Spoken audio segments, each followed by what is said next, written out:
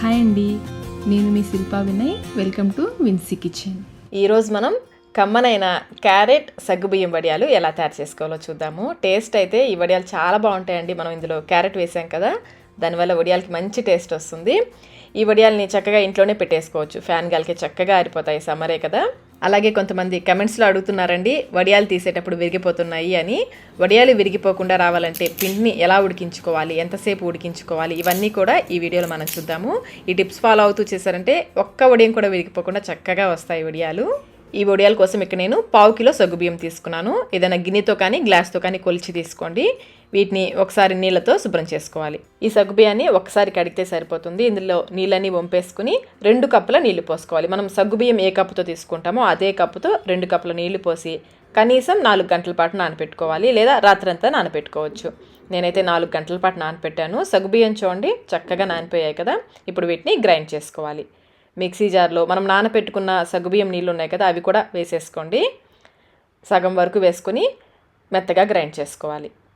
ఇలా గ్రైండ్ చేస్తున్నప్పుడు పిండి చూడండి ఈ విధంగా గట్టిగా ఉంటుంది. ఇప్పుడు ఇందులో కొంచెం నీళ్ళు పోసి మళ్ళీ గ్రైండ్ చేద్దాం. నేను ఇక్కడ 1 కప్పు నీళ్ళు తీసుకుని అందులో 1/2 కప్పు నీళ్ళు ఇందులో పోసి గ్రైండ్ చేస్తున్నాను. ఈ విధంగా మెత్తగా గ్రైండ్ చేసుకుని ఒక గిన్నెలోకి తీసేసుకోండి. ఇలాగే మిగిలిన సగ్గుబియ్యం ఉన్నాయి కదా, అవి కూడా వేసేసుకొని గ్రైండ్ చేసుకోవాలి.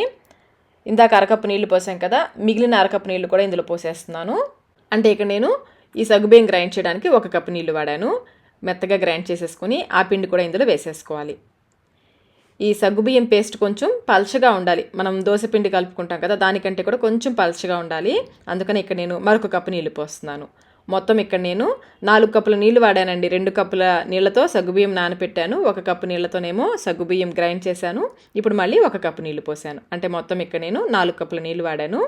కన్సిస్టెన్సీ చూడండి ఈ విధంగా పల్చగా ఉండాలి. ఇలా కలిపేసుకుని పక్కన పెట్టేసుకోండి. ఇప్పుడు మిక్సీ జార్లో 6 పచ్చిమిర్చిని ఈ విధంగా తుంపి వేసుకోవాలి. అలాగే 2 ఇంచుల అల్లం ముక్కను కూడా చిన్న ముక్కలుగా చేసుకుని మిక్సీ జార్లో వేసేసుకోండి. ఇందులో కొంచెం ఉప్పు వేసి కచ్చాపచ్చాగా గ్రైండ్ చేసుకోవాలి. చూడండి ఈ విధంగా గ్రైండ్ చేసుకుని పక్కన పెట్టేసుకోండి. ఇప్పుడు స్టవ్ పైన అడుగు మందంకల్లా ఒక పెద్ద పాత్ర పెట్టేసుకుని దాంట్లో 4 కప్పుల నీళ్లు పోసుకోవాలి. మనం సగ్గుబియ్యం ఏ కప్పుతో తీసుకుంటామో అదే కప్పుతో 4 కప్పుల నీళ్లు పోసి నీళ్ళని మరిగించుకోవాలి. ఇక్కడ నేను 5 లీటర్స్ కుక్కర్ తీసుకున్నానండి పిండిని ఉడికించుకోవడానికి. చూడండి నీళ్ళు ఇలా మరుగుతున్నప్పుడు ఇప్పుడు ఫ్లేమ్ని లోలో పెట్టేసుకుని మనం గ్రైండ్ చేసుకున్న సగ్గుబియ్యం పేస్ట్ని ఒకసారి బాగా కలిపి ఇందులో పోసేసుకోవాలి. ఫాస్ట్గా పోసేసి వెంటనే కలుపుకోవాలి, లేదంటే ఉండలు కట్టేస్తుంది. ఇప్పుడు ఫ్లేమ్ని మీడియంలో పెట్టేసి ఇలా కలుపుకుంటూ ఉడికించుకోవాలి.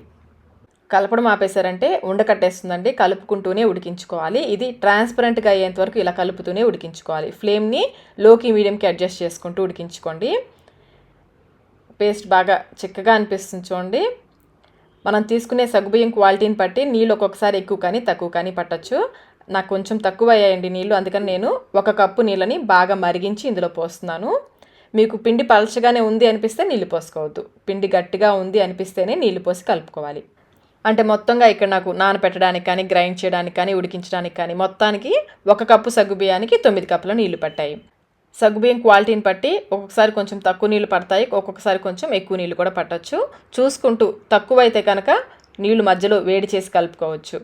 ఇలాగే కలుపుకుంటూ మధ్య మధ్యలో కలుపుకోవచ్చు. ఇవి ట్రాన్స్పరెంట్గా అయిపోయింది కదా పిండి, మధ్య మధ్యలో కలుపుకుంటూ ఉడికించుకోవాలి. 15 నుంచి 20 నిమిషాల పాటు పిండిని బాగా ఉడికించుకోవాలి. వడియాలు విరిగిపోతున్నాయి అంటే పిండి సరిగ్గా ఉడికించలేదని అర్థం అండి. పిండి బాగా ఉడికితే ఒక్క వడియం కూడా విరిగిపోకుండా చక్కగా వస్తాయి. కన్సిస్టెన్సీ చూసారు కదా, ఈ విధంగా వచ్చేంత వరకు ఉడికించుకొని స్టవ్ ఆఫ్ చేసేసుకోండి. నేనైతే 20 మినిట్స్ ఉడికించానండి పిండిని. ఈ విధంగా బాగా ఉడికించుకొని స్టవ్ ఆఫ్ చేసేసుకోవాలి. స్టవ్ ఆఫ్ చేసుకున్న తర్వాత ఇందులో 1 టీ స్పూన్ సాల్ట్, లేదా మీ రుచికి సరిపడినంత సాల్ట్ వేసుకోవచ్చు. 1/2 టీ స్పూన్ జీలకర్ర, అలాగే మనం గ్రైండ్ చేసి పెట్టుకున్న పచ్చిమిర్చి అల్లం పేస్ట్ ఉంది కదా, అదంతా వేసేసుకోండి. 1/2 కిలో సగ్గుబియ్యానికి 2 మీడియం సైజ్ క్యారెట్లని ఈ విధంగా కొంచెం లావుగా ఉన్న దాంతో తురుముకొని వేసుకోవాలి. చివరిగా ఇందులో 1 టేబుల్ స్పూన్ నిమ్మరసం వద్దనుకుంటే స్కిప్ చేసేయచ్చు. నిమ్మరసం వేయడం వల్ల వడియాలు బాగా తెల్లగా వస్తాయి. ఈ క్యారెట్ తురుము, పచ్చిమిర్చి పేస్ట్ ఈ పిండిలో బాగా కలిసేలాగా కలుపుకోవాలి. మనం సగ్గుబియ్యం ఎంత తీసుకుంటామో దాంట్లో సగం వెయిట్కి క్యారెట్ తీసుకోవాలి. ఇప్పుడు 1/2 కిలో సగ్గుబియ్యం తీసుకుంటే 1/2 కిలో క్యారెట్ వేసుకోవాలి. మనం 1/2 కిలో సగ్గుబియ్యం తీసుకున్నాం కదా, 1/2 కిలోలో సగం 125 గ్రాముల క్యారెట్ తీసుకున్నాను. అలాగే మీకు ఈ సగ్గుబియ్యం వడియాల పిండి కన్సిస్టెన్సీ ఒకసారి చూపిస్తాను చూడండి. ఏదైనా ప్లేట్ తీసుకుని ఒక గరిటెడు పిండి వేస్తే చూడండి ఈజీగా స్ప్రెడ్ అయిపోకుండా వేసిన పిండి అలాగే ఉండాలి. ఇలా ఉంటే మనం ఉడికించిన పిండి కన్సిస్టెన్సీ కరెక్ట్గా ఉన్నట్లు. చూడండి, ఈ విధంగా మందంగా ఉండాలి, స్ప్రెడ్ అయిపోకుండా ఇలాగే ఉండాలి. ఇలా ఉడికించుకోవాలి పిండిని. ఇందులో నుంచి కొంచెం పిండిని ఒక గిన్నెలోకి తీసుకుని అలాగే వడియాలు వేయడానికి ఈజీగా ఉండే ఒక గరిటె కూడా తీసుకోండి. నేను ఈ విధంగా చిన్న పెరుగు గరిటె ఉంటుంది కదా, అది తీసుకున్నాను. మిగిలిన పిండి ఆరిపోకుండా మూత పెట్టేసుకోవాలి. ఇప్పుడు ఒక కాటన్ క్లాత్ని బాగా తడిపేసి నీళ్ళేమి లేకుండా గట్టిగా పిండేసి 2 పొరల మీద వేసుకోవాలి. ఒక్కొక్క గరిటె పిండిని ఈ విధంగా వేసుకోవాలి. స్ప్రెడ్ చేయొద్దు, జస్ట్ పిండిని పోసి వదిలేయండి. కొంచెం దూరంగా పెట్టండి. ఇలాగే మిగిలిన వడియాలన్నీ పెట్టేసుకోవాలి. నేనైతే ఇంట్లోనే పెట్టేస్తున్నానండి, సమ్మరే కదా. ఫ్యాన్ని హై స్పీడ్లో పెట్టేసామంటే చక్కగా ఆరిపోతాయి, లేదంటే మీరు ఎండ్లో అయినా పెట్టేయచ్చు. ఇలా అన్నీ పెట్టేసి ఫ్యాన్ని హై స్పీడ్లో పెట్టేస్తే నెక్స్ట్ డే మార్నింగ్ అంతా చక్కగా ఎండిపోతాయి. నెక్స్ట్ డే మార్నింగ్కి చూడండి, వడియాలు చక్కగా ఎండిపోయాయి కదా. ఇప్పుడు వెనకకి తిప్పేసి చేతిలోకి నీళ్లు తీసుకుని ఈ విధంగా చిలకరించాలి. నీళ్లు చల్లిన తర్వాత 1 నిమిషం పాటు ఆగండి. వెంటనే తీయకుండా 1 నిమిషం ఆగితే వడియాలు కొంచెం నాని ఈజీగా వస్తాయి. ఒక్కొక్క వడియాని ఇలా పట్టుకొని క్లాత్ని కొంచెం ఈ విధంగా లాగండి. సగ్గుబియ్యం వడియాలకి ఈ విధంగా లాగితే వడియాలు ఈజీగా వస్తాయి. క్లాత్ని కొంచెం లాగితే చూడండి వడియం పైకి వస్తుంది కదా. ఇప్పుడు తీసారంటే చక్కగా విరిగిపోకుండా వచ్చేస్తాయి. చూడండి ఎంత పల్చగా చక్కగా వచ్చేసాయి కదా వడియాలు. ఇలాగే వడియాలన్నీ తీసేసుకోండి. మీకు వడియం తీస్తున్నప్పుడు గట్టిగా ఉంది అనిపిస్తే కొంచెం నీళ్లు చల్లుకోండి, నానితే చక్కగా ఈజీగా వచ్చేస్తాయి. వడియాలన్నీ తీసాక ఒకదానికొకటి అంటుకోకుండా విడివిడిగా మరొక క్లాత్ పైన వేసేసుకొని 2 రోజుల పాటు బాగా ఎండనివ్వాలి. ఫ్యాన్ కింద అయినా కానీ ఎండలో అయినా కానీ పెట్టి 2 రోజుల పాటు బాగా ఎండనివ్వాలి. అంతేనండి, సగ్గుబియ్యం క్యారెట్ వడియాలు రెడీ అయిపోయాయి. చూడండి ఎంత బాగా వచ్చాయి కదా వడియాలు. పిండిని ఉడికించడం, అలాగే మనం అందులో పోసే నీళ్లు, పిండి కన్సిస్టెన్సీ ఇవన్నీ కరెక్ట్గా చూసి పెట్టారంటే ఫస్ట్ టైం వడియాలు చేసేవాళ్ళు కూడా చక్కగా చేసేసుకోవచ్చు. ఈ టిప్స్ ఫాలో అవుతూ చేశారంటే వడియాలు చాలా పర్ఫెక్ట్గా విరిగిపోకుండా వస్తాయి. ఇప్పుడు మనం ఈ వడియాలని వేయించుకుందాము. వడియాలు వేయించడానికి సరిపడా నూనెని పెట్టి బాగా కాగనివ్వాలి. నూనె బాగా వేడెక్కితేనే వడియాలు చక్కగా పొంగుతాయి. చూడండి చక్కగా పొంగుతున్నాయి కదా వడియాలు.